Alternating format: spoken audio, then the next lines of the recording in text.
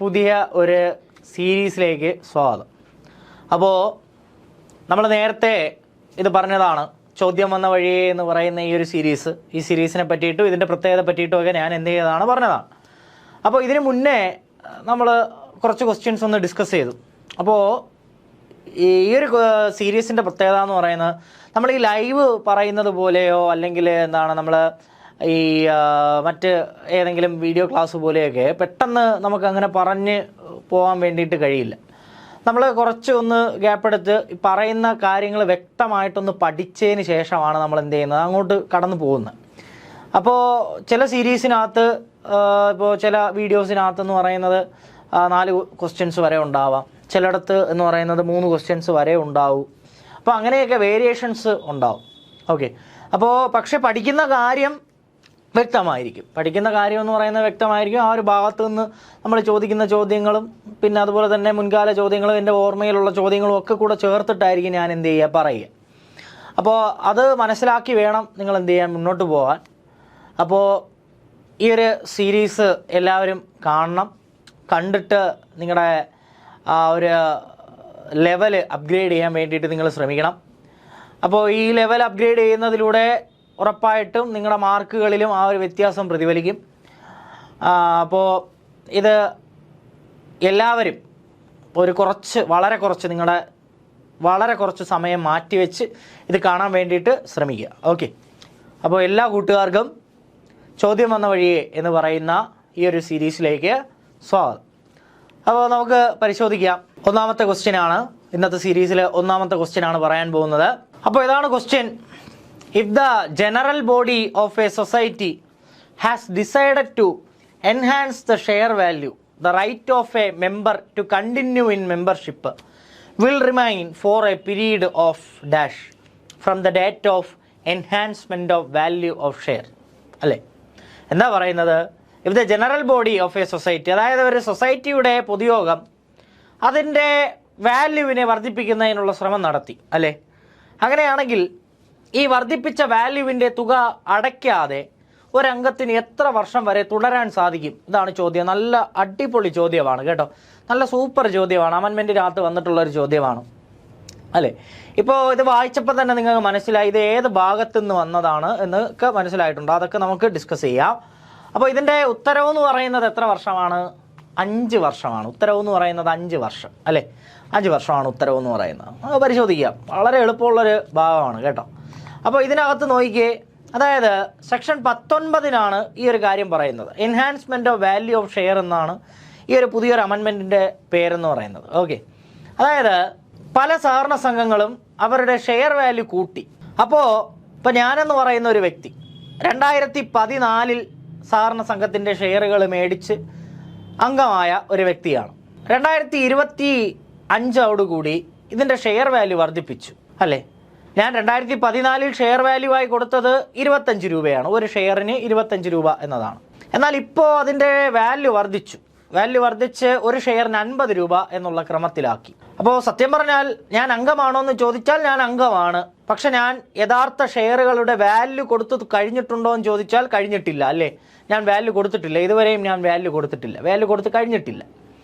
കാരണം എനിക്കിനി ഒരു 25 രൂപ കൂടെ കൊടുത്താലേ ഞാൻ അംഗം എന്നുള്ള നിലയിൽ പൂർണ്ണമാവുകയുള്ളൂ, അല്ലേ? അപ്പോൾ ഇതിനെയാണ് enhancement of value of share എന്ന് പറയുന്നത്. അതായത് പണ്ട് ആ സഹകരണ സംഘത്തിൻ്റെ ഷെയറുകൾ മേടിച്ചുകൊണ്ട് അംഗങ്ങളായ വ്യക്തികൾ പിന്നീട് ഇതിൻ്റെ വാല്യൂ കൂട്ടുമ്പോൾ ഷെയർ വാല്യൂ എന്ത് ചെയ്യേണ്ടതുണ്ട്, കൊടുക്കേണ്ടതുണ്ട്, ബാക്കി ഷെയർ വാല്യൂ, അല്ലേ? അങ്ങനെ ഈ ബാക്കി ഷെയർ വാല്യൂ കൊടുക്കുന്ന സാഹചര്യത്തെ പറ്റിയിട്ട് നമ്മൾ പറഞ്ഞതാണ്. അതാണ് സെക്ഷൻ 19 പറയുന്നത്. എന്താണ് ഈ ബാക്കി ഷെയർ വാല്യൂ നമ്മൾ കൊടുക്കുന്ന കാര്യം, അല്ലേ? അപ്പോൾ ബാക്കി ഷെയർ വാല്യൂ കൊടുക്കാതെ അയാൾക്ക് എത്ര കാലം വരെ മെമ്പറായി തുടരാമെന്ന് ചോദിച്ചാൽ 5 വർഷം. അതാണ് ക്വസ്റ്റ്യൻ ചോദിച്ചത്. ഓക്കെ, അതായത് ബാക്കി ഷെയർ വാല്യൂ കൊടുക്കാതെ അയാൾക്ക് എത്ര കാലം വരെ അംഗമായി തുടരാമെന്ന് ചോദിച്ചാൽ 5 വർഷം എന്നാണ് അതിന് ഉത്തരം. 5 വർഷമാണ് ഉത്തരം. ഓക്കെ, അപ്പോൾ ഇതിനകത്ത് പറയുന്ന section 19 deal with members not to exercise rights till due payment is made. വീഴ്ച വരുത്തിയ തുക അടച്ചു തീർക്കാതെ ഒരു അംഗത്തിന് അയാളുടെ അയാളുടെ അധികാരങ്ങൾ പൂർണ്ണമായും വിനിയോഗിക്കാൻ കഴിയില്ല എന്നാണ്, അല്ലേ? എന്നിട്ട് പറയുന്നു, a member gets the rights of a member when he make payment to society in respect of membership or has acquired such interest in the society as may be prescribed by the rules or bylaw. അല്ലേ, bylaw അനുസരിച്ചോ rule അനുസരിച്ചോ അയാൾ കൊടുക്കേണ്ട ഫീസുകളും മറ്റു കാര്യങ്ങളും കൊടുത്തിട്ടുണ്ടെങ്കിൽ മാത്രമേ അംഗം എന്നുള്ള നിലയിൽ അയാൾ പൂർണ്ണമാവുന്നുള്ളൂ എന്നാണ്. ഇതിനകത്ത് നോക്കാം, അതായത് ഒരു സൊസൈറ്റിയുടെ ഷെയർ വാല്യൂ കൂട്ടി എത്ര വർഷം, അതായത് 5 വർഷം വരെ അയാൾക്ക് അംഗമായി, അതായത് പഴയ ഷെയർ വാല്യൂ ഉപയോഗിച്ചുകൊണ്ട് അല്ലെങ്കിൽ പഴയ ഷെയറുകളെ ഉപയോഗിച്ചുകൊണ്ട് അയാൾക്ക് അംഗമായി എന്ത് ചെയ്ത് കഴിയാം, തുടർന്ന് പോകാം. പക്ഷേ 5 വർഷം കഴിഞ്ഞാൽ ഉറപ്പായും അയാൾ ആ വീഴ്ച വരുത്തിയ തുക അല്ലെങ്കിൽ കൂട്ടിയ തുക നൽകാതെ അയാൾക്കൊരിക്കലും അംഗം എന്നുള്ള രീതിയിൽ അയാളുടെ പൂർണ്ണമായുള്ള അധികാരങ്ങൾ ഉപയോഗിക്കാൻ കഴിയില്ല എന്നാണ് അർത്ഥം. ഓക്കെ, അപ്പോൾ ഞാൻ പറഞ്ഞത് മനസ്സിലായി എന്ന് വിശ്വസിക്കുന്നു. എന്നാണ് പഴയ ഷെയർ വാല്യൂവും പുതിയ ഷെയർ വാല്യൂവും തമ്മിലുള്ള ആ ഒരു അന്തരമാണ് പറഞ്ഞത്. പഴയ ഷെയർ വാല്യൂ എന്ന് ഉപയോഗിച്ചുകൊണ്ട് ഒരംഗത്തിന് എന്ത് ചെയ്യുക, ഒരു സംഘത്തിൽ തുടരാം, 5 വർഷം വരെ തുടരാം. എന്നാൽ 5 വർഷം കഴിയുമ്പോൾ പുതുക്കിയ വാല്യൂ അടയ്ക്കാതെ അയാൾക്ക് അയാളുടെ അധികാരങ്ങൾ ഉപയോഗിക്കാൻ കഴിയില്ല എന്നാണ്. ഓക്കെ, ശരി. അപ്പോൾ അടുത്ത ക്വസ്റ്റ്യൻ നമുക്കൊന്ന് പരിശോധിക്കാം. അടുത്ത ക്വസ്റ്റ്യൻ എന്ന് പറയുന്നത്, every cooperative society which obtain any portion of its working capital by deposit and not coming within the purview of BR Act shall maintain dash in such a form and according to such standard fixed by the government. അല്ലേ, അതായത് ഏതൊരു cooperative society അവരുടെ working capital ഡെപ്പോസിറ്റുകളിലൂടെ അതുപോലെ BR ആക്ടിന് കീഴിൽ വരാത്ത ഏതൊരു സഹകരണ സംഘവും അവരെന്ത് മെയിൻറ്റെയിൻ ചെയ്യുന്നു എന്നാണ് ചോദിക്കുന്നത്. അല്ലേ, ഉത്തരം കാണുമ്പോൾ തന്നെ എല്ലാവർക്കും മനസ്സിലായി. റിസർവ് ഫണ്ടല്ല, കോമൺ ഗുഡ് ഫണ്ടല്ല, ഫ്ലൂയിഡ് റിസോഴ്സാണ്. അല്ലേ, ഇതിൻ്റെ ഉത്തരവ് എന്ന് പറയുന്നത് എന്താണ്? Fluid resource. ഉത്തരം എന്താണ്? Fluid resource. അല്ലേ, എന്താ ഫ്ലൂയിഡ് റിസോഴ്സ് എന്ന് പറയുന്നത്? അതായത് സഹകരണ സംഘങ്ങൾ പുറത്തു നിന്നുള്ള ആളുകളുടെ കയ്യിൽ നിന്നും പണം ശേഖരിച്ചു കൊണ്ടാണ് സഹകരണ സംഘങ്ങൾ പ്രവർത്തിക്കുന്നതെങ്കിൽ അത്തരം സഹകരണ സംഘങ്ങൾ പെട്ടെന്ന് ഒരു അത്യാവശ്യം വന്നാൽ എടുത്ത് ചിലവഴിക്കാൻ കണക്കിന് കുറച്ച് പണം കയ്യിൽ കരുതിയിരിക്കണം. അല്ലേ, അത്തരം പണത്തെയാണ് നമ്മൾ എന്തെന്ന് വിളിക്കുക? ഫ്ലൂയിഡ് റിസോഴ്സ് എന്ന് വിളിക്കുക. അത്തരം പണത്തെയാണ് എന്തെന്ന് വിളിക്കുക? ഫ്ലൂയിഡ് റിസോഴ്സ് എന്ന് വിളിക്കുക. എന്തെന്ന് വിളിക്കുക? Fluid resource. വളരെ സിമ്പിളായിട്ടുള്ളതാണ്. അല്ലേ, റൂള് 63-ലാണ് നമ്മൾ മെയിൻ്റനൻസ് ഓഫ് ഫ്ലൂയിഡ് റിസോഴ്സുകളെ പറ്റിയിട്ട് പറയുക. എന്താ മെയിൻ്റനൻസ് ഓഫ് ഫ്ലൂയിഡ് റിസോഴ്സ്? എടാ നമ്മൾ അതിനകത്ത് പഠിച്ചിട്ടില്ലേ ഒരു കാര്യം, അതായത് ഇത്രയുടെ ഇത്ര ഫ്ലൂയിഡ് റിസോഴ്സാണ്. അല്ലേ, ഇവിടെ നോക്ക്, ഫ്ലൂയിഡ് റിസോഴ്സുകൾ അതായത് നമ്മുടെ KCS ആക്ടിന് കീഴിൽ വരുന്ന സഹകരണ സംഘങ്ങളാണെങ്കിൽ റൂൾ 63 ഓഫ് KCS ആക്ട് അനുസരിച്ചാണ് എന്ത് മെയിൻറ്റെയിൻ ചെയ്യുന്നത്? ഫ്ലൂയിഡ് റിസോഴ്സ് മെയിൻറ്റെയിൻ ചെയ്യുന്നത്. ഇനി BR ആക്ടിന് കീഴിൽ വരുന്ന സഹകരണ സംഘങ്ങളാണെങ്കിലോ ഇവർക്ക് BR ആക്ട് അനുസരിച്ച് എന്തോന്ന് മെയിൻറ്റെയിൻ ചെയ്താൽ മതി? ഫ്ലൂയിഡ് റിസോഴ്സുകൾ മെയിൻറ്റെയിൻ ചെയ്താൽ മതിയാവും. അല്ലേ, SLRഉം CRRഉം ഒക്കെ BR ആക്ടിന് കീഴിൽ വരുന്ന സഹകരണ സംഘങ്ങളാണെങ്കിൽ അവർ അതനുസരിച്ചാണ് മെയിൻറ്റെയിൻ ചെയ്യുക. നമുക്ക് SLRഉം CRRൊന്നും ഇല്ല. നമ്മൾ മെയിൻറ്റെയിൻ ചെയ്യുന്നത് സാധാരണ റൂൾ 63 അനുസരിച്ചുള്ള എന്താണ്? ഫ്ലൂയിഡ് റിസോഴ്സുകളെയാണ് നമ്മൾ എന്ത് ചെയ്യുക? മെയിൻറ്റെയിൻ ചെയ്യുക. അല്ലേ, അപ്പോൾ ഇത്തരം ഫ്ലൂയിഡ് റിസോഴ്സുകളുടെ പ്രത്യേകത അല്ലെങ്കിൽ ഫ്ലൂയിഡ് റിസോഴ്സുകളുടെ സ്റ്റാൻഡേർഡ് ഫിക്സ് ചെയ്യുന്നത് ആരെന്ന് ചോദിച്ചാൽ സർക്കാരാണ്. സ്റ്റാൻഡേർഡ് ഫിക്സ് ചെയ്യുന്നത് ആരാണ്? സർക്കാരാണ്. അതുപോലെ സർക്കാർ സമയാസമയം ഇതെന്ത് ചെയ്തുകൊണ്ടേയിരിക്കുക? മാറ്റിക്കൊണ്ടേയിരിക്കുക. അല്ലേ, സമൂഹത്തിലെ പണത്തിലെ മൂല്യവും അല്ലേ, നിങ്ങൾ അതൊക്കെ പഠിച്ചിട്ടുള്ളതാണ്. അതിനനുസരിച്ച് റിസർവുകളെ എന്ത് ചെയ്തുകൊണ്ടേയിരിക്കുക? മാറ്റിക്കൊണ്ടേയിരിക്കുക. അപ്പോൾ ഫ്ലൂയിഡ് റിസോഴ്സ് സമയത്തിനനുസരിച്ച് എന്ത് ചെയ്തുകൊണ്ടേയിരിക്കും? മാറിക്കൊണ്ടേയിരിക്കും. അപ്പോൾ ബിസിനസ്സിൻ്റെ ഒരു ഭാഗം എപ്പോഴും ഫ്ലൂയിഡ് റിസോഴ്സായിട്ട് മെയിൻറ്റെയിൻ ചെയ്യാൻ വേണ്ടിയിട്ട് ശ്രദ്ധിക്കുക. പ്രത്യേകിച്ച് KCS ആക്ടിന് കീഴിൽ വരുന്ന സഹകരണ സംഘങ്ങൾ. അല്ലേ, ഇതിനകത്ത് പറയുന്നത് നോക്കിയേ, ഫ്ലൂയിഡ് റിസോഴ്സ് എന്ന് പറയുന്നത് ലിക്വിഡ് കവറായാണ് മെയിൻറ്റെയിൻ ചെയ്യുന്നത്. ഫ്ലൂയിഡ് റിസോഴ്സ് മെയിൻറ്റെയിൻ ചെയ്യുന്നത് എപ്പോഴും ലിക്വിഡ് കവറായാണ്. അല്ലേ, അതെങ്ങനെയാണ് കുറച്ചുകൂടെ വ്യക്തമായിട്ട് പറയാൻ വേണ്ടിയിട്ട് ശ്രമിക്കുക. എങ്ങനെയാണ് പറയുക അത്? അതായത് the minimum liquid cover shall be. അല്ലേ, മിനിമം ലിക്വിഡ് കവർ എത്രയാണ്? അതായത് കാലാവധി കഴിഞ്ഞ ഒരു ടേം ഡെപ്പോസിറ്റ്. അല്ലേ, കാലാവധി കഴിഞ്ഞു. അതായത് ഞാൻ ഒരു സഹകരണ സംഘത്തിനകത്ത് ഡെപ്പോസിറ്റ് ഇട്ടു, 10 വർഷത്തേക്കാണ് ഡെപ്പോസിറ്റ് ഇട്ടത്. 10 വർഷം കഴിഞ്ഞു. 10 വർഷം കഴിഞ്ഞിട്ട് ഞാൻ ആ ഫിക്സഡ് ഡെപ്പോസിറ്റ് തിരികെ ആവശ്യപ്പെടുകയാണ്. അപ്പോൾ ഒരു കാലാവധി കഴിഞ്ഞ ഫിക്സഡ് ഡെപ്പോസിറ്റിൻ്റെ 100% എന്ത് തന്നെയാണ്? ആ 100% ലിക്വിഡ് കവറാണ്. അല്ലേ, 100% എന്താണ്? ലിക്വിഡ് കവറാണ്. അതായത് ഈ 10 വർഷം കഴിഞ്ഞ് ഞാൻ എന്ന് വന്ന് ചോദിച്ചാലും അതെനിക്ക് തരാൻ ബാധ്യസ്ഥരാകണം ആര്? സൊസൈറ്റി. അല്ലേ, എന്നാൽ ഒരു കറണ്ട് ഡെപ്പോസിറ്റ് ആണെങ്കിലോ ഞാൻ പെട്ടെന്ന് ചെന്ന് ചോദിക്കുകയാണ്, എനിക്ക് പെട്ടെന്ന് എൻ്റെ ഡെപ്പോസിറ്റ് തിരികെ വേണം എന്ന് ഞാൻ ആവശ്യപ്പെടുന്നു. പക്ഷേ ബാങ്കിൻ്റെ കയ്യിൽ അത് തരാനുള്ള നിർവാഹം ഇല്ല. പക്ഷേ 20% അതായത് ആ ഡെപ്പോസിറ്റിൻ്റെ 20% എനിക്ക് തരാനുള്ള കഴിവ് ആർക്കുണ്ടാകണം? ബാങ്കിനുണ്ടാകണം. മനസ്സിലായില്ലേ? അപ്പോൾ ഇതാണ് ലിക്വിഡ് കവർ എന്ന് പറയുന്നത്. എന്നാൽ ലിക്വിഡ് കവർ എന്ന് പറയുന്ന മനസ്സിലായില്ലേ? വ്യക്തമായിട്ട് മനസ്സിലായെന്ന് വിചാരിക്കുന്നു. അപ്പോൾ ലിക്വിഡ് കവർ എന്ന് പറയുന്ന ഭാഗം നിങ്ങൾ പഠിക്കുക. 63 ലിക്വിഡ് കവറിനെ പറ്റിയിട്ട് പ്രതിപാദിക്കുന്നത്. എന്താണ് ലിക്വിഡ് കവർ എന്ന് മനസ്സിലായി? ലിക്വിഡ് കവർ എന്ന് പറഞ്ഞാൽ സമൂഹത്തിൻ്റെ പണത്തിൽ ഇടപെടുന്ന ധനകാര്യ സ്ഥാപനങ്ങൾ പെട്ടെന്ന് ഒരു ആവശ്യം വരികയോ അല്ലെങ്കിൽ ഒരു ഡെപ്പോസിറ്റിൻ്റെയോ അല്ലെങ്കിൽ കറണ്ട് ഡെപ്പോസിറ്റിൻ്റെയോ ഒക്കെ ഇത്ര ശതമാനം എപ്പോഴും ലിക്വിഡ് കവറായി സൂക്ഷിക്കേണ്ടതാണ്. അല്ലെ, പെട്ടെന്നൊരാവശ്യമുണ്ടായാൽ എടുത്ത് ചിലവാക്കാൻ കണക്കിന് ഒരു ലിക്വിഡ് കവർ എന്ത് ചെയ്യേണ്ടതാണ്? മെയിൻറ്റെയിൻ ചെയ്യേണ്ടതാണ് എന്ന് എന്ത് ചെയ്യുന്നു? പറയുന്നു. പിടികിട്ടിയല്ലോ? ശരി. അപ്പോൾ അടുത്ത ചോദ്യത്തിലേക്ക് പോവാം. അടുത്ത ചോദ്യം, who shall frame uniform service rules and conduct rules for employees of cooperative society? അല്ലേ, ഒരു സഹകരണ സംഘത്തിലെ എംപ്ലോയീസിന് ആവശ്യമായിട്ടുള്ള സർവീസ് റൂളുകൾ, കണ്ടക്ട് റൂളുകൾ എന്നിവ തയ്യാറാക്കുന്നത് ആര്? വളരെ ഈസി ആയിട്ടുള്ള ചോദ്യമാണ്. നമ്മൾ മുൻകാലങ്ങളിൽ പഠിച്ചിട്ടുള്ള ചോദ്യമാണ്. ആൻസർ എന്ന് പറയുന്നത് ആരാണ്? ഗവൺമെൻറ് ആണ്. അല്ലേ, ആൻസർ ഏതാണ്? ഗവൺമെൻറ്, സർക്കാരാണ്. അല്ലേ, ശരി. അപ്പോൾ നമ്മളതെങ്ങനെ പഠിക്കാം? നോക്കിയോ, ഇവിടെ ശ്രദ്ധിച്ചോ. അതായത് സെക്ഷൻ 80 നമ്മൾ ഓഫീസർമാരെയും അതുപോലെ തന്നെ എന്താണ് അവരുടെ ആനുകൂല്യങ്ങളെ പറ്റിയിട്ടൊക്കെ പഠിക്കുന്ന സെക്ഷൻ 80 എന്ന് പറയുന്ന ഭാഗത്തിനകത്താണ്. അല്ലേ, ഈ 80 ആണ് നമ്മൾ എസ്റ്റാബ്ലിഷ്മെൻ്റ് എന്നൊക്കെ പറഞ്ഞിട്ട് അല്ലേ നമ്മൾ ഒരു റൂളൊക്കെ നമ്മൾ ആഡ് ചെയ്തിട്ടുണ്ട്. ആ റൂളൊക്കെ നമ്മൾ പഠിച്ചതാണ്. അപ്പോൾ ഇതിനകത്ത് ഗവൺമെൻറ് സൊസൈറ്റികളെ അവരുടെ ടൈപ്പിനനുസരിച്ച് എന്ത് ചെയ്യാറുണ്ട്? ക്ലാസിഫൈ ചെയ്യാറുണ്ട്. ടൈപ്പിനനുസരിച്ച് പലതരത്തിലായിട്ട് ഗവൺമെൻറ് എന്ത് ചെയ്യാറുണ്ട്? ക്ലാസിഫൈ ചെയ്യാറുണ്ട്. ഗവൺമെൻറ് ഇത്തരം ക്ലാസിഫിക്കേഷനൊക്കെ നടത്തുന്നത് ആരോട് ആലോചിച്ചതിന് ശേഷമാണ്? RCSനോട് കൂടി ആലോചിച്ചതിന് ശേഷമാണ്. നമ്മൾ 3 തരത്തിലുള്ള ക്ലാസിഫിക്കേഷൻ ടൈപ്പുകളുണ്ട്. അല്ലേ, അതൊക്കെ നമുക്കറിയാം. ഒബ്ജക്റ്റ് അനുസരിച്ച് ക്ലാസിഫൈ ചെയ്യുന്നു, ടൈപ്പ് അനുസരിച്ച് ക്ലാസിഫൈ ചെയ്യുന്നു, ഓഡിറ്റ് അനുസരിച്ച് ക്ലാസിഫൈ ചെയ്യുന്നു. ഇതൊക്കെ നമുക്കറിയാം. അപ്പോൾ അതിൽ 80 എന്ന് പറഞ്ഞാൽ ടൈപ്പ് അനുസരിച്ച്, അതുപോലെ ഫിനാൻഷ്യൽ പൊസിഷൻ അനുസരിച്ചൊക്കെ ഉള്ള ക്ലാസിഫിക്കേഷനാണ്. സ്റ്റാഫ് പാറ്റേൺ അനുസരിച്ചുള്ള ക്ലാസിഫിക്കേഷൻ. അപ്പോൾ ഈ ക്ലാസിഫിക്കേഷൻ നടത്തുന്നത് സർക്കാരാണ്. സർക്കാർ മാത്രമല്ല, സർക്കാർ RCSനോട് കൂടി ചേർന്ന് ആലോചിച്ചതിന് ശേഷമാണ് ഇത്തരം ക്ലാസിഫിക്കേഷനുകൾ നടത്തുക. ഇനി ഇതിനകത്ത് പറയുന്നു, the government shall in consultation with RCS. അല്ലെ, RCSനോടുള്ള എന്താണ് കൺസൾട്ട് ചെയ്തതിന് ശേഷം ആ ഒരു എത്ര ഉദ്യോഗസ്ഥന്മാരാണ് ഈ ഒരു ബാങ്കിലേക്ക് ആവശ്യമായിട്ടുള്ളത്, അല്ലെങ്കിൽ ഇത്ര പൊസിഷനിലുള്ള എത്ര പേര് വേണം, അവരെങ്ങനെയൊക്കെയാണ്, അവരാരെല്ലാമാണ്, അല്ലേ, അവർ ഏതൊക്കെ ജോലികളാണ് ചെയ്യേണ്ടത്, ഇത്തരം കാര്യങ്ങളൊക്കെ തീരുമാനിക്കുന്നത് ആരാണ്? RCSനോട് ആലോചിച്ച ശേഷം സർക്കാരാണ്. ഇനി ഇതിനകത്ത് പറയുന്നത് എന്താണ്? ആ committee shall be the authority competent to appoint employees. അല്ലേ, എംപ്ലോയീസിനെ അപ്പോയിൻറ്റ് ചെയ്യാനുള്ള അതോറിറ്റി എന്ന് പറയുന്നത് കമ്മിറ്റിയാണ്. നമ്മൾ പണ്ട് മുതലേ പഠിക്കുന്ന ഒരു കാര്യമാണ്. അല്ലേ, എംപ്ലോയീസിനെ അപ്പോയിൻറ്റ് ചെയ്യാനുള്ള അധികാരമുള്ളത് ആർക്ക് മാത്രമാണ്? കമ്മിറ്റിക്ക് മാത്രമാണ്. ഇത് നമ്മൾ പണ്ട് മുതലേ പഠിക്കുന്ന കാര്യമാണ്. എംപ്ലോയീസിനെ അപ്പോയിൻറ്റ് ചെയ്യുന്ന കമ്മിറ്റിയാണ്, എംപ്ലോയീസിനെ അപ്പോയിൻറ്റ് ചെയ്യുന്ന കമ്മിറ്റിയാണെന്നൊക്കെ പഠിക്കുന്ന കാര്യമാണ്. അല്ലേ, ശരി.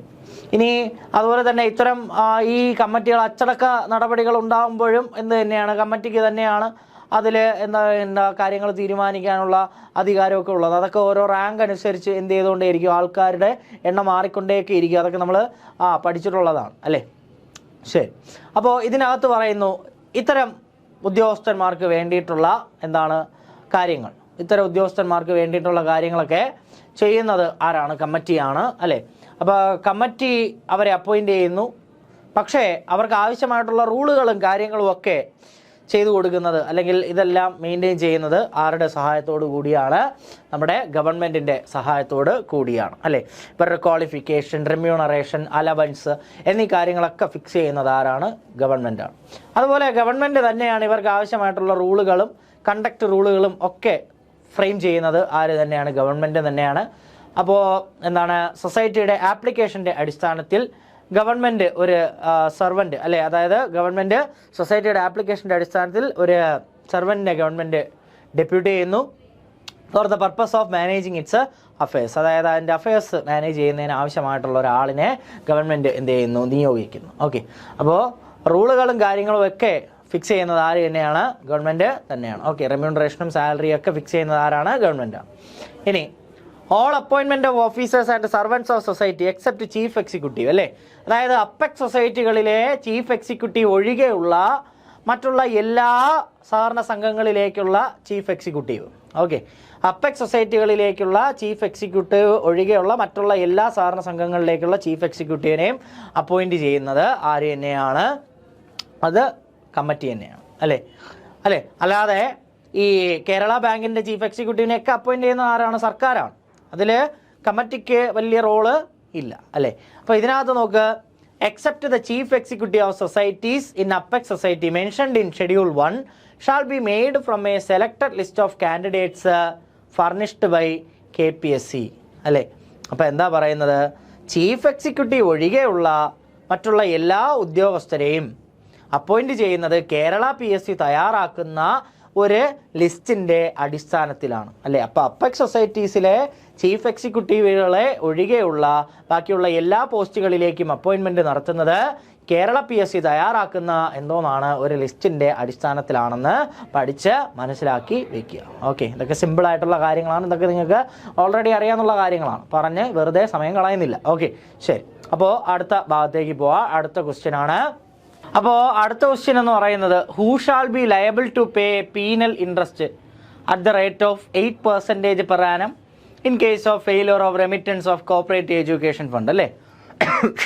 അപ്പോൾ നമുക്ക് ഇതിനകത്ത് നല്ലപോലെ അറിയാം എന്തോന്നാണ് ഈ കോപ്പറേറ്റീവ് എഡ്യൂക്കേഷൻ ഫണ്ടിൻ്റെ കാര്യമൊക്കെ പരീക്ഷയ്ക്ക് സ്ഥിരം ചോദിക്കാറുള്ള ചോദ്യമാണല്ലേ. അത് കൃത്യസമയത്ത് അടയ്ക്കുന്നതിൽ വീഴ്ച വരുത്തി കഴിഞ്ഞാൽ ആരാണ് അതിന് ഉത്തരവാദി? അതിനൊരു പെനാൽറ്റി ഉണ്ടെന്നൊക്കെ നമ്മൾ പഠിച്ചിട്ടുണ്ട്. 53B എന്ന് പറയുന്ന ആ ഭാഗമൊക്കെ പഠിച്ചിട്ടുണ്ട്. അതിനകത്ത് പെനാൽറ്റി ആരാണ് കൊടുക്കേണ്ടത്, അല്ലെങ്കിൽ പെനാൽറ്റിക്ക് ഉത്തരവാദി ആരെന്ന് ചോദിച്ചാൽ ആരാണ്? ചീഫ് എക്സിക്യൂട്ടീവാണ് അതിൻ്റെ പെനാൽറ്റിക്ക് ഉത്തരവാദി അല്ലേ. അപ്പോൾ ഇതിൻ്റെ ആൻസർ എന്ന് പറയുന്നത് B ആണ്. അപ്പോൾ നമുക്ക് നോക്കാം ഇതിനകത്ത്. അപ്പോൾ റൂള് 53 എന്ന് പറയുന്ന ഭാഗം അല്ലേ. അപ്പോൾ 53-ലാണ് നമ്മൾ എന്തിനെ പറ്റിയിട്ട് പറയുന്നത്? കോൺസ്റ്റിറ്റ്യൂഷൻ ഓഫ് കോപ്പറേറ്റീവ് എഡ്യൂക്കേഷൻ ഫണ്ടിനെ പറ്റിയിട്ട് പറയുന്നത്. നിങ്ങൾ ഈ കോപ്പറേറ്റീവ് എഡ്യൂക്കേഷൻ ഫണ്ടിനെ പറ്റിയിട്ട് പഠിക്കുമ്പോൾ ഇതിൻ്റെ ശതമാനങ്ങൾ പഠിച്ചു വെക്കുക കേട്ടോ. ഈ 5% എന്ന് പറയുന്നതും 10% എന്ന് പറയുന്നതും ഒക്കെ നമ്മൾ പഠിച്ചു വെക്കുക. കാരണം എന്തെന്ന് പറഞ്ഞാൽ ചിലപ്പോൾ പരീക്ഷയ്ക്ക് വന്നിട്ട് നെറ്റ് പ്രോഫിറ്റ് തരും. അങ്ങനെയാണെങ്കിൽ എത്ര രൂപയാണ് കോപ്പറേറ്റീവ് എഡ്യൂക്കേഷൻ ഫണ്ടിലേക്ക് അടയ്ക്കേണ്ടത് എന്നൊക്കെ ചോദിക്കുക. അങ്ങനെ ചോദിച്ചിട്ടുണ്ട് കേട്ടോ, ചോദിച്ച ചരിത്രമുണ്ട്. അതുകൊണ്ടാണ് അങ്ങനെ പറഞ്ഞത്. ഇങ്ങനെ നിങ്ങൾ ഈ ഒരു ശതമാനം കൃത്യമായിട്ട് പഠിച്ചു വെക്കുക എന്നുള്ളത്. ഓക്കെ, അപ്പോൾ ശതമാനം എന്ന് പറയുന്നത് എപ്പോഴും കോപ്പറേറ്റീവ് എഡ്യൂക്കേഷൻ ഫണ്ടിലേക്ക് 5% നമ്മൾ അടയ്ക്കുക. നോട്ട് എക്സീഡിങ് 5 ആണ്. ഓക്കെ, 5% നമ്മൾ എന്ത് ചെയ്യുക? അടയ്ക്കുക. അപ്പോൾ മിനിമം 2000 രൂപയും മാക്സിമം 1 ലക്ഷം രൂപയാണ് ഈ കോപ്പറേറ്റീവ് എഡ്യൂക്കേഷൻ ഫണ്ടിലേക്ക് നമ്മൾ എന്ത് ചെയ്യുന്നത്? കോൺട്രിബ്യൂട്ട് ചെയ്യുന്നത്. എല്ലാ കോപ്പറേറ്റീവ് സൊസൈറ്റികളും അതെന്തോന്ന് ചെയ്യണം? കോൺട്രിബ്യൂട്ട് ചെയ്യണം. അതിപ്പോൾ ലോസിലായിട്ടുള്ള കോപ്പറേറ്റീവ് സൊസൈറ്റികളാണെങ്കിൽ കൂടിയും ഇവരും അത് കോൺട്രിബ്യൂട്ട് ചെയ്യുന്നതിന് ബാധ്യസ്ഥരാണ്. ഓക്കെ, അപ്പോൾ ഇത്തരം കാര്യങ്ങളൊക്കെ നമ്മുടെ ഈ ഒരു കോപ്പറേറ്റീവ് എഡ്യൂക്കേഷൻ ഫണ്ടുമായിട്ട് ബന്ധപ്പെട്ട കാര്യങ്ങളാണ്. അപ്പോൾ പരീക്ഷയ്ക്ക് ഒരുപാട് തവണ ചോദിച്ചിട്ടുള്ളതാണ്. അപ്പോൾ ഓഡിറ്റ് സർട്ടിഫിക്കറ്റ് കിട്ടി 2 മാസത്തിനകമാണ് എന്തോന്ന് അടയ്ക്കേണ്ടത്? നമ്മുടെ ഈ കോപ്പറേറ്റീവ് എഡ്യൂക്കേഷൻ ഫണ്ട് അടയ്ക്കേണ്ടത്. കോപ്പറേറ്റീവ് എഡ്യൂക്കേഷൻ ഫണ്ടിൻ്റെ പ്രവർത്തന തത്വം എന്ന് പറയുന്നത് ഇത്രയേ ഉള്ളൂ. അതായത് സഹകരണ മേഖലയുടെ വികസനത്തിന്, സമഗ്രമായിട്ടുള്ള വികസനത്തിനും സഹകരണ സംഘങ്ങളുടെയും പിന്നെ അതുപോലെ തന്നെ സഹകരണ പ്രസ്ഥാനത്തിൻ്റെ വളർച്ചയ്ക്ക് വേണ്ടിയിട്ടും സഹകരണ വിദ്യാഭ്യാസത്തിൻ്റെ പ്രചരണത്തിനും വേണ്ടിയിട്ടാണ് നമ്മൾ എന്ത് ചെയ്യുന്നത്? ഈ കോപ്പറേറ്റീവ് എഡ്യൂക്കേഷൻ ഫണ്ട് എന്ന് പറയുന്ന സംഭവം നമ്മൾ മെയിൻറ്റെയിൻ ചെയ്യുന്നത്. ഓക്കെ, അപ്പോൾ അത് ഇങ്ങനെയാണ് അത് പഠിക്കുന്നത്. For the propaganda of cooperative education and propaganda of cooperative movement all over Kerala എന്നൊക്കെ പറഞ്ഞിട്ടാണ് നമ്മൾ എന്ത് ചെയ്യുന്നത്? ഈ കോപ്പറേറ്റീവ് എഡ്യൂക്കേഷൻ ഫണ്ടിൻ്റെ ഒബ്ജക്റ്റ് എന്ന് പറയുന്നത്. അപ്പോൾ ഇതിനകത്ത് അതായത് ഈ ഒബ്ജക്റ്റ് എന്ന് പറയുന്ന ഈ പ്രക്രിയ ഉണ്ടല്ലോ, ഒബ്ജക്റ്റ് എന്ന് പറയുന്ന പ്രക്രിയക്കകത്ത് നമ്മൾ പഠിക്കുന്ന കാര്യം ഇത്രയേ ഉള്ളൂ. അതായത് ഈ ഒരു കോപ്പറേറ്റീവ് എഡ്യൂക്കേഷൻ ഫണ്ട് എന്ന് പറയുന്നത് ഓഡിറ്റ് സർട്ടിഫിക്കറ്റ് കിട്ടി 2 മാസത്തിനകം എന്ത് ചെയ്യണം? അടയ്ക്കേണ്ടതാണ്. ഈ കോപ്പറേറ്റീവ് എഡ്യൂക്കേഷൻ ഫണ്ട് മെയിൻറ്റെയിൻ ചെയ്യുന്നതെന്ന് പറയുന്നത് SU എന്ന് പറയുന്ന സംസ്ഥാന സഹകരണ യൂണിയൻ്റെ കീഴിലാണ് കോപ്പറേറ്റീവ് എഡ്യൂക്കേഷൻ ഫണ്ട് മെയിൻറ്റെയിൻ ചെയ്യുന്നത്. ഓക്കെ, അപ്പോൾ ഈ സംസ്ഥാന സഹകരണ യൂണിയൻ്റെ പ്രത്യേകത എന്താണെന്ന് ചോദിച്ചാൽ സംസ്ഥാന സഹകരണ യൂണിയന് കീഴിലുള്ള സ്ഥാപനങ്ങൾ അവരെല്ലാം മേൽനോട്ട ചുമതല എന്ന് പറയുന്നത് ആർക്കാണ്? സംസ്ഥാന സഹകരണ യൂണിയനാണ്. അപ്പോൾ ഈ സംസ്ഥാന സഹകരണ യൂണിയന് കീഴിലാണ് കോപ്പറേറ്റീവ് എഡ്യൂക്കേഷൻ ഫണ്ട് എന്തോന്ന് ചെയ്യുന്നത്? മെയിൻറ്റെയിൻ ചെയ്യുന്നത്. അതുകൊണ്ട് തന്നെ ഓഡിറ്റ് സർട്ടിഫിക്കറ്റ് കിട്ടി 2 മാസത്തിനകം കോപ്പറേറ്റീവ് എഡ്യൂക്കേഷൻ ഫണ്ടിലേക്ക് പൈസ അടയ്ക്കണം. അങ്ങനെ അടയ്ക്കുന്നതിൽ ഏതെങ്കിലും തരത്തിലുള്ള വീഴ്ച വരുത്തിയാൽ 8% പെനാൽറ്റി. അതായത് ആ ഒരു എമൗണ്ടിൻ്റെ 8% പെനാൽറ്റിയാണ്. ആ പെനാൽറ്റി അടയ്ക്കേണ്ട ഉത്തരവാദിത്വം എന്ന് പറയുന്നത് ചീഫ് എക്സിക്യൂട്ടീവിനാണ്. ഓക്കെ, അതായത് നമ്മുടെ ആർക്കാണ്? നമ്മുടെ സത്യം പറഞ്ഞാൽ നമ്മുടെ പുള്ളിക്കാരനായിട്ടുള്ള ആരാണ്, ചീഫ് എക്സിക്യൂട്ടീവ്, സൊസൈറ്റിയുടെ ചീഫ് എക്സിക്യൂട്ടീവിനാണ് ആ ഒരു ഉത്തരവാദിത്വം എന്ത് ചെയ്യുന്നത് വരുന്നത്. എത്ര ശതമാനമാണ് പെനാൽറ്റി എന്ന് ചോദിച്ചാൽ 8%. ഓക്കെ, എത്ര ശതമാനം പെനാൽറ്റിയാണ്? 8% എന്തെന്ന് പറയുന്നത് പെനാൽറ്റി എന്ന് പറയുന്നത്. ഓക്കെ, ഇനി അടുത്ത് ഇതിനകത്ത് പറയുന്നത് ഈ ഒരു ഫണ്ട് മെയിൻറ്റെയിൻ ചെയ്യുന്നതിന് വേണ്ടിയിട്ട് നമുക്ക് ഒരു കമ്മീഷനെ നമ്മൾ രൂപീകരിച്ചിട്ടുണ്ട്. അപ്പോൾ ആ കമ്മീഷനാണ് ഇവർക്ക് വേണ്ടിയിട്ടുള്ള ഈ ഫണ്ട് രൂപീകരിക്കുന്നതിന് ആവശ്യമായിട്ടുള്ള കാര്യങ്ങളും ഫണ്ടിൻ്റെ സമാഹരണവുമായിട്ട് ബന്ധപ്പെട്ട കാര്യങ്ങളൊക്കെ മേൽനോട്ടം വഹിക്കുന്നത് ആരാണ്? നമ്മുടെ ഒരു കമ്മിറ്റിയാണ്. ഓക്കെ, 5 അംഗ കമ്മിറ്റിയാണ് ഈ ഒരു ഫണ്ടിൻ്റെ രൂപീകരണത്തിന് ആവശ്യമായിട്ടുള്ള കാര്യങ്ങളൊക്കെ എന്ത് ചെയ്യുന്നത്, മേൽനോട്ട ചുമതലയൊക്കെ വഹിക്കുന്നത്. അപ്പം മിനിമം 2000, മാക്സിമം എത്രയാണ്, 1,00,000 രൂപയാണെന്ന് ഞാൻ പറഞ്ഞു. ഓക്കെ, അപ്പോൾ ഇതിത്രയും നമ്മൾ എന്തുമായിട്ട് ബന്ധപ്പെട്ടതാണ്, നമ്മുടെ ഈ ഒരു കോപ്പറേറ്റീവ് എഡ്യൂക്കേഷൻ ഫണ്ടുമായിട്ട് റിലേറ്റ് ചെയ്തിട്ടുള്ള കാര്യമാണ് ഞാനിപ്പോൾ എന്ത് ചെയ്ത് ഇവിടെ പറഞ്ഞ് അവസാനിപ്പിച്ചത്. ഓക്കെ, പിടികിട്ടിയല്ലോ? ശരി, അപ്പോൾ നമുക്ക് ഇനി അടുത്ത ക്വസ്റ്റ്യൻ ഒന്ന് പരിചയപ്പെടാം. അടുത്ത ക്വസ്റ്റ്യൻ എന്ന് പറയുന്നത് every appeal of cooperative tribunal as per section 82 shall be filed within dash from the date of such award on decision. അല്ലേ, every appeal on cooperative tribunal as per section 82 പ്രകാരമുള്ള എല്ലാ അപ്പീലും shall be filed within dash. അല്ലെ, എത്ര ദിവസത്തിനകം file ചെയ്യണം? From the date of such award on decision. എത്ര ദിവസത്തിനാണ് അപ്പീൽ ഫയൽ ചെയ്യേണ്ടതെന്നാണ് ചോദ്യം. അപ്പീൽ എന്ന് പറയുന്ന ഭാഗം നമുക്ക് എല്ലാവർക്കും നല്ലപോലെ അറിയാം. അപ്പീൽ എന്ന് കണ്ടാൽ അതിന് ഏറ്റവും അനുയോജ്യമായിട്ടുള്ള ഉത്തരവ് എന്ന് പറയുന്നത് എത്രയാണ്? 60 ദിവസമാണ്. അതിൻ്റെ ഏറ്റവും അനുയോജ്യമായിട്ടുള്ള ഉത്തരം 60 ദിവസമാണ്. അപ്പീൽ എന്ന് പറഞ്ഞാൽ 60 ദിവസമാണ്. അതിൽ 2-3 അപ്പീലുകൾക്ക് മാത്രമാണ് വ്യത്യാസമുള്ളത്.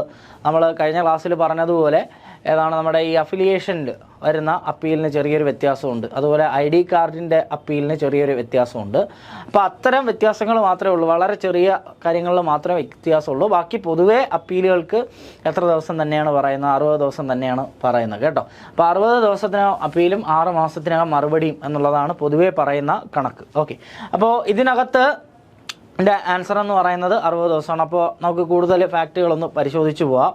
82 പറയുന്നത് അപ്പീൽ ടു ട്രൈബ്യൂണലാണ്. 82 പറയുന്ന അപ്പീൽ ടു ട്രൈബ്യൂണൽ. 81 എന്ന് പറയുന്നത് ട്രൈബ്യൂണലാണ്. 82 എന്ന് പറയുന്നത് അപ്പീൽ ടു ട്രൈബ്യൂണൽ.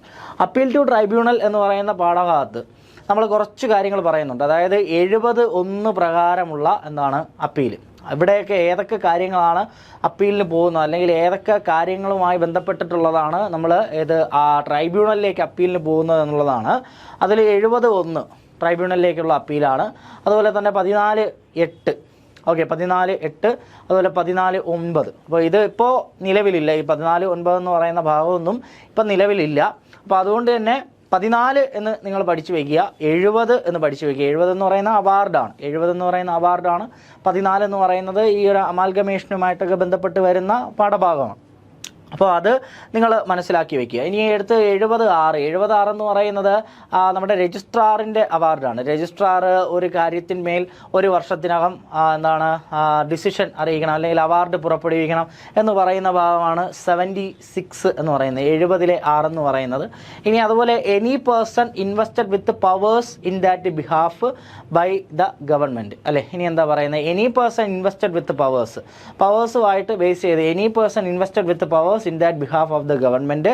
അല്ലെങ്കിൽ 76 അനുസരിച്ച് മറ്റേതെങ്കിലും ആളുകൾ അവരുടെ പവർ ഉണ്ടെങ്കിൽ അതും, പിന്നെ എനി അവാർഡ് ഓഫ് ആർബിട്രേറ്ററിൻ്റെ ഏതെങ്കിലും അവാർഡ്. ഇത്തരം കാര്യങ്ങളൊക്കെ അപ്പീൽ ടു ട്രൈബ്യൂണലാണ്. അതായത് ഇത്തരം കാര്യങ്ങളിൽ ഉണ്ടാവുന്ന അവാർഡുകളെല്ലാം നമുക്ക് ട്രൈബ്യൂണലിനടുത്തേക്കാണ് നമ്മൾ എന്തിനു വേണ്ടി പോകുന്നത്? അപ്പീലിനായിട്ട് സമീപിക്കുന്നത്. ഓക്കെ, അപ്പോൾ ഇതൊക്കെ നിങ്ങൾ ബേസിക്കായിട്ട് നിങ്ങൾക്ക് അറിയാവുന്ന കാര്യങ്ങളാണ്. ഇടയ്ക്ക് വെച്ചിട്ട് ഒരു PSC പരീക്ഷയ്ക്ക് ചോദിച്ചിട്ടുണ്ടായിരുന്നു. അതായത് ഈ 83 പ്രകാരം വരുന്ന കാര്യങ്ങൾ ഏതൊക്കെയാണ്, 83 അനുസരിച്ച് അപ്പീൽ ടു അതർ അതോറിറ്റി എന്ന് പറയുന്ന കാറ്റഗറിയിൽ വരുന്നത് ഏതെല്ലാമാണ് എന്ന് ചോദിച്ചിട്ടുണ്ടായിരുന്നു. അപ്പോൾ ഇത് നിങ്ങൾ മനസ്സിലാക്കി വെക്കുക. 82 കാറ്റഗറിയിൽ വരുന്നത് ഏതൊക്കെയാണെന്ന് ചോദിച്ചാൽ 70-ഉം 14-ഉമാണ്. ഓക്കെ, 70-ഉം 14-ഉമാണ് 82 എന്ന് പറയുന്ന കാറ്റഗറി. അപ്പീൽ ടു ട്രൈബ്യൂണലിലേക്ക് വരുന്നത് 70-ഉം 14-ഉമാണെന്ന് മനസ്സിലാക്കി വെക്കുക. ഓക്കെ, അപ്പോൾ ഇതിനകത്ത് 76-ൻ്റെ കാര്യം ഞാൻ പറഞ്ഞല്ലോ. 76 അത് RCS പുറപ്പെടുവിക്കുന്നതായിരുന്നാലും മറ്റേതെങ്കിലും ഒരു വ്യക്തി പുറപ്പെടുവിക്കുന്നതോ അല്ലെങ്കിൽ ആർബിട്രേറ്റർ പുറപ്പെടുവിക്കുന്ന വിധികളോ ആയിക്കൊള്ളട്ടെ, അതൊക്കെ ഉള്ള അതിനെല്ലാം അപ്പീൽ പോകേണ്ടത് ആരുടെ അടുത്താണ്? ട്രൈബ്യൂണലിൻ്റെ അടുത്തേക്കാണെന്ന് നമ്മൾ പഠിച്ചു വയ്ക്കുക. ഓക്കെ, ഇനി അടുത്ത് അപ്പീൽ കൊടുക്കേണ്ടത് പൊതുവെ 60 ദിവസമാണ്. അപ്പീലിനുള്ള സമയപരിധി എന്ന് പറയുന്നത് 60 ദിവസമാണ്. ഇനി അതുപോലെ തന്നെ from the date of such award or decision of the RCS or arbitration court and tribunal may pass such orders on appeal അല്ലേ. അപ്പോൾ എന്താണ് ട്രൈബ്യൂണലും അത്തരം എന്താണ് ഓർഡറുകൾ എന്ത് ചെയ്യാറുണ്ട്, പാസ് ചെയ്യാറുണ്ട്. Tribunal shall pass an order under section 82(1) അല്ലേ. അപ്പോൾ ട്രൈബ്യൂണൽ എന്താണ് അത്തരത്തിൽ 82(1) അനുസരിച്ച് എന്താണ് ഒരു ഓർഡർ പാസ് ചെയ്യുന്നുണ്ട്. 6 മാസത്തിനകമാണ് എന്ത് ചെയ്യേണ്ടത്, ഈ ഒരു ഓർഡറിൻ്റെ കാര്യങ്ങളെല്ലാം നമ്മൾ എന്ത് ചെയ്യേണ്ടത്, അതായത് അപ്പീലിന്മേലുള്ള തീരുമാനം ഉണ്ടാകേണ്ടത് 6 മാസത്തിനകം ആണെന്ന് പറയുന്നു. എന്നിട്ട് ഈ ഒരു കാര്യം 15 ദിവസത്തിനകം, അതായത് ഇത്തരമൊരു എന്താണ് തീരുമാനം ഉണ്ടായി 15 ദിവസത്തിനകം ഈ കാര്യം എന്തോന്നും ചെയ്യുക, കമ്മ്യൂണിക്കേറ്റ് ചെയ്യുക എന്നും പറയുന്നുണ്ട്. ഓക്കെ, ഇനി ട്രൈബ്യൂണൽ നൽകുന്ന വിധി എന്ന് പറയുന്നത് എന്താണ്, അന്തിമമാണ്. ട്രൈബ്യൂണൽ നൽകുന്ന വിധി എന്ന് പറയുന്നത് അന്തിമമായിരിക്കും. ഓക്കെ, അതായത് സഹകരണ മേഖലയിലെ സുപ്രീം കോടതി എന്നൊക്കെ നമുക്ക് വിളിക്കാൻ കഴിയുന്ന ആളാണ് ആരെന്ന് പറയുന്നത് ട്രൈബ്യൂണൽ. അപ്പോൾ ഇവർ നൽകുന്ന വിധിയും എന്തായിരിക്കും, അന്തിമമായിരിക്കും. കാരണം ട്രൈബ്യൂണൽ ഒരു അപ്പല്ലേറ്റ് അതോറിറ്റിയാണ്. ഡയറക്റ്റ് നമുക്ക് കേസിനേക്ക് അപ്രോച്ച് ചെയ്യാൻ കഴിയില്ല. അപ്പീലുകളുമായാണ് നമ്മൾ ഇവിടേക്ക് പോവുക, ട്രൈബ്യൂണലിലേക്ക് പോവുക. മനസ്സിലായില്ലേ? അപ്പോൾ ട്രൈബ്യൂണലിൻ്റെ എന്താണ് വിധി എന്ന് പറയുന്നത് അന്തിമമാണ്. ട്രൈബ്യൂണലിൻ്റെ വിധി അന്തിമമായിരിക്കും. ഓക്കെ, അപ്പോൾ ഇത്രയും എന്ന് പറയുന്നത് ഏതുമായിട്ട് ബന്ധപ്പെട്ടതാണ്, നമ്മുടെ മുൻകാല പരീക്ഷകളിൽ ചോദിച്ച പാഠഭാഗങ്ങളുമായിട്ട് ബന്ധപ്പെട്ട കുറച്ച് ക്വസ്റ്റ്യൻസാണ് നമ്മൾ എന്ത് ചെയ്ത് ഈ പരീക്ഷയ്ക്ക് നമ്മൾ എന്ത് ചെയ്ത് പഠിച്ച് പോയത്. ഓക്കെ, അപ്പോൾ ഇതുമായിട്ട് ബന്ധപ്പെട്ട് ഇനി അടുത്ത് വരും ദിവസങ്ങളിൽ നമ്മൾ കൂടുതൽ ചോദ്യങ്ങളുമായിട്ട് നിങ്ങളെ സമീപിക്കും. അപ്പോൾ ഈ ഒരു സീരീസ് എല്ലാവരും കാണാൻ വേണ്ടിയിട്ട് ശ്രമിക്കുക, മാക്സിമം ഇതിനെ എന്ത് ചെയ്യുക, യൂട്ടിലൈസ് ചെയ്യുക. ഓക്കെ, അപ്പോൾ ഇനി വീണ്ടും മറ്റൊരു സെറ്റ് ഓഫ് ക്വസ്റ്റ്യൻസുമായിട്ട് നിങ്ങളെ കാണുന്നത് വരെ നന്ദി, നമസ്കാരം.